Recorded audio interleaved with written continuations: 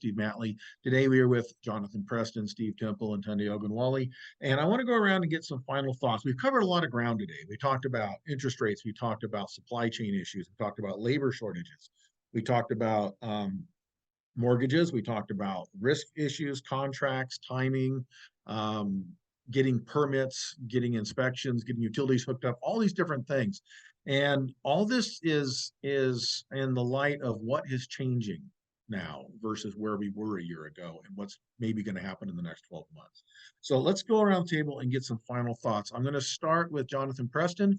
Jonathan, what are your final thought you can share with our listeners? Well, the first and foremost, I think the most important thing any developer needs to do is revisit their contracts. Take a look at what you've been using and make sure they apply in today's world. You need certain out clauses that allow you to adjust pricing. You need to look at your completion deadline language to make sure that you have appropriate language that allows you to get extensions that are appropriate if something like a labor shortage occurs, which will occur. Most clauses such as old acts of God, rain delays, those don't really cut it in today's world. You can't argue, and there's certainly not any strikes going on, so you can't delay projects based on the old language in your contract. So that's the main thing I wanted to bring to light today, is to really look at what you're using.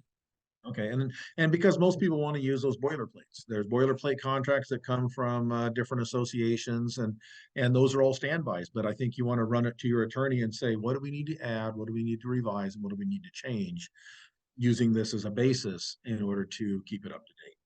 Yes. All right, and again, I'm always an advocate of go to the experts. Steve Temple, what are your final thoughts? Well, I'd like to just say that, hey, now in the next 6 months might be the perfect time actually for those to buy a house who haven't been in the market before, because it's going to be a lot easier to find a house that you really like without a lot of competition and get into the house, or investors, because when you're investors, sometimes you're competing because sellers only want to sell to owner occupants. So it might be a great time for that. There's a term called marry the house, date the rate. And so basically what that's saying is, hey, if the opportunity exists that you find that perfect house today, you might want to marry that house right now and put a ring on it, because you always have the opportunity later as rates go up and down. There's going to be those opportunities, highly likely in the near term, that those are going to drop and you're going to be able to refinance and lower your rate and lower your payment. So this just might be the perfect time for a lot of people out there to get some property. Okay, follow Beyonce's advice and put a ring on that thing. Got it. Okay. And next 6 months, good time to buy. And that's not what we're hearing from a lot of people. But again, as Warren Buffett always says, do the opposite of what the crowd is telling you to do, and you'll probably be in pretty good shape.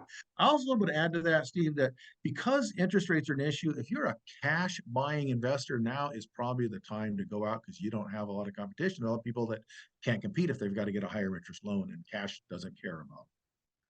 Well, the thing about cash, though, you're eroding your buying ability by just sitting on that cash in a high inflationary market. So why not convert that to real estate that's going to appreciate over time? Because real estate always appreciates over time. Yeah, in Southern California, real estate has about doubled every 15 years, like clockwork, since the end of World War II. It goes up and down in between, but that's been the long-term trend. Mm-hmm. And there's other markets like that. Probably not true in Upper North Dakota, but there's a lot of markets that it does that. All right, Tunde, what are your final thoughts? In 2023, when you hear people talk about the slowdown of activity, it's really an opportunity to kind of speed up your ability to pivot.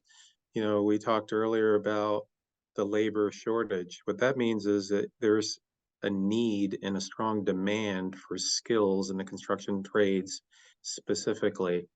When you think about the grid, there's opportunities for a lot of the investor-owned utilities and the other utilities to find talented folks who can help power up these facilities. So there's a lot of opportunities that are emerging and overlooked. And so this is a great time for people to kind of think through, where do they want to be at the end of this year, next year, the years ahead, and see this as a great opportunity to kind of step into that from a personal standpoint of jobs. There's a lot of jobs that are emerging that may be a bit overlooked for many years. When it comes to deals, we've talked about the fact that there are deals that are in motion, and revisiting the terms that are in those deals and seeing if you could strengthen them, extend the time a little bit so that you could figure out how to seize the opportunity when you get your capital stack together. That's a wonderful opportunity that's presenting itself over the next 6, 12, 18 months.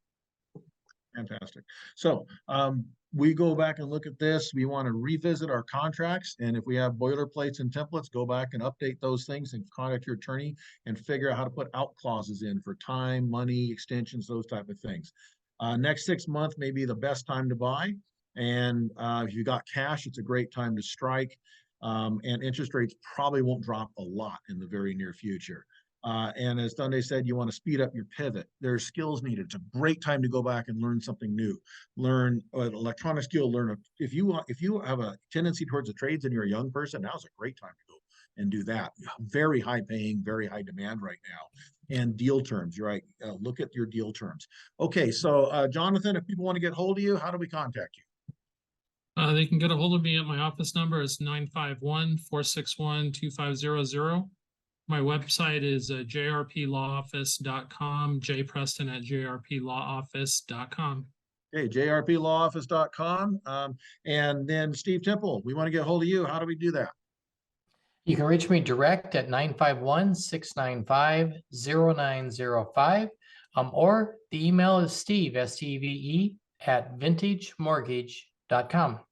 Vintagemortgage.com. Steve at vintagemortgage.com for Steve Temple. And Tunde, how do we get hold of you if people want to follow up with your information? If you want to follow up with me, I'm pretty easy to find. Tunde Ogunwole, Tunde, Ogunwole, Ogunwole, phone number 310-433-6929.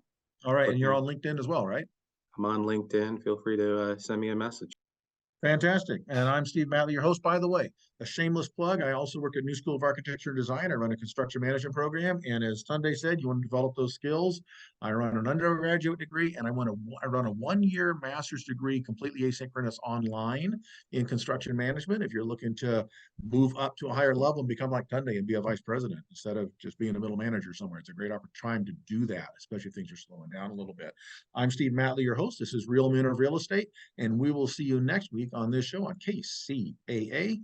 And until we come back next week, go try do something different.